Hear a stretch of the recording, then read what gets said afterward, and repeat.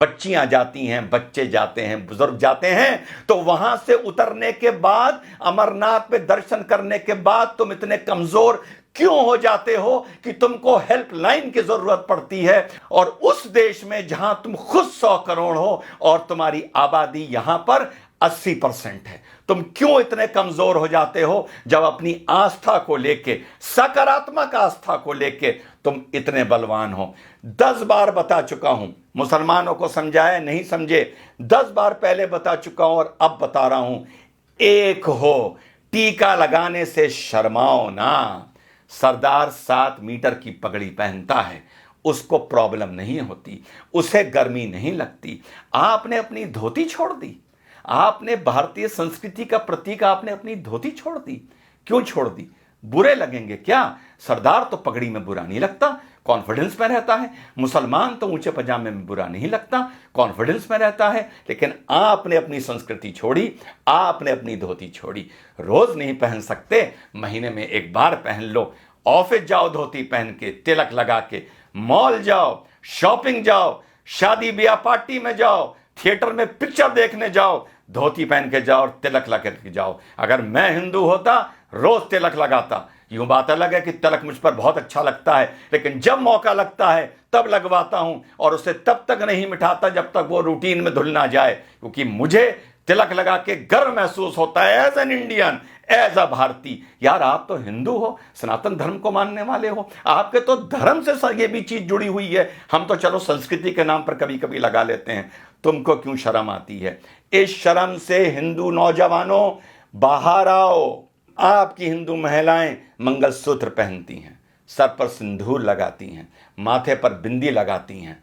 आप क्या करते हैं? ये अपनी निशानी बताने के लिए कि ये हम भारतीय हैं और भारतीय हमारी संस्कृति है। आपने सोचा दाढ़ी रख के इतनी बड़ी सरदार भाई बहुत हैंडसम होते हैं अंदर से, लेकिन वो कहते हैं हमें कोई नहीं मतलब, पगड़ बांधेंगे, दाढ़ी रखेंगे, हमें अपने फीचर्स नहीं दिखाने किसी को, और तब भी कितने खूबसूरत लगते हैं। मूंछ कटा के मुसलमान कोई खूबसूरत नहीं लगता, ऊंचा पजामा पहन के कोई मुसलमान खूबसूरत नहीं लगता। आपको लेकिन यह लगता है कि धोती पहनकर आप बैकवर्ड लगेंगे, आपको यह लगता है कि सर पर तिलक लगाकर आप बैकवर्ड लगेंगे, आपको यह लगता है कि चोटी रखकर आप पंडे या बैकवर्ड लगेंगे। इसको अपने वे ऑफ लाइफ में लाइए। चोटी को नहीं ला सकते तो तिलक को लाइए, धोती को लाइए। 5 मिनट 10 मिनट फालतू लग जाएं, बाजार भी जाइए, घूमने भी जाइए, तो कभी कभी महीने में 2 4 5 बार धोती पहन के जाइए। दफ्तर जाइए, तिलक लगा के जाइए। कॉलेज स्कूल जाइए, जॉब पर जाइए, तिलक लगा के जाइए। यही सकारात्मक संस्कृतिवाद है, यही आप लोगों को यूनाइट करेगा। धर्म संसद में जो बोला जाता है, मैं उसका कभी समर्थन टेक्निकली नहीं कर सकता बीइंग एन इंडियन, लेकिन इस चीज के लिए मैं आप लोगों को आगाह कर रहा हूं, सलाह दे रहा हूं कि यूनाइट हो। और धरातल पर ये नहीं कि कभी कभी एकदम से भगवा पहन लिया और साहब आज रामनवमी का जलूस है, वो देखने से नजर आता है कि कल ही नया भगवा निकाल के लाए हैं, फिर 364 दिन के लिए अंदर रख दिया जाएगा। या कभी कोई थाने वाने में बवाल होगा, कुछ होगा, कोई रैली वैली निकलेगी भाजपा की, तो भगवा पहन लिया जाएगा। इस भगवे को, इस तलक को, इस धोती को, इस कुर्ते को अपने कल्चर में लाइए, अपनी रूटीन में लाइए। आप अगर यूनाइटेड हैं सकारात्मक नजरिए से, तो आपको किसी हेल्पलाइन की जरूरत नहीं पड़ेगी। खुद ताकतवर होइए, खुद यूनाइटेड होइए।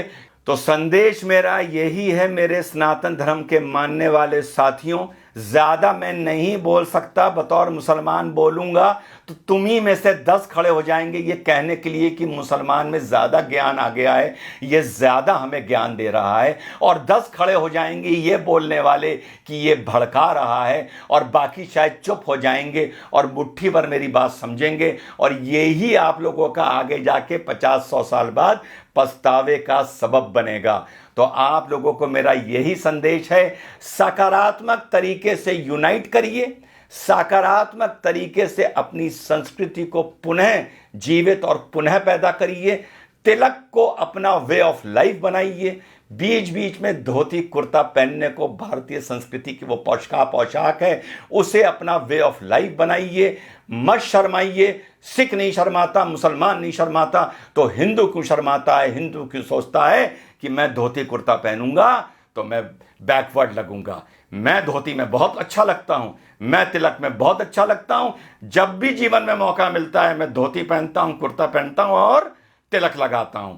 जैसा मैंने पहले बताया, अगर मैं सनातन धर्म का मानने वाला होता तो 365 दिन में से 365 दिन तिलक लगाता। ये आपको मैं ड्यूटी दे रहा हूं कि कल से अपने माथे पर जहां भी जाएं, काम से जाएं, कहीं जाएं, नौजवान जाए या बुजुर्ग जाए, माथे पे तिलक लगा के जाए। जय हिंद, वंदे मातरम, खुदा हाफिज।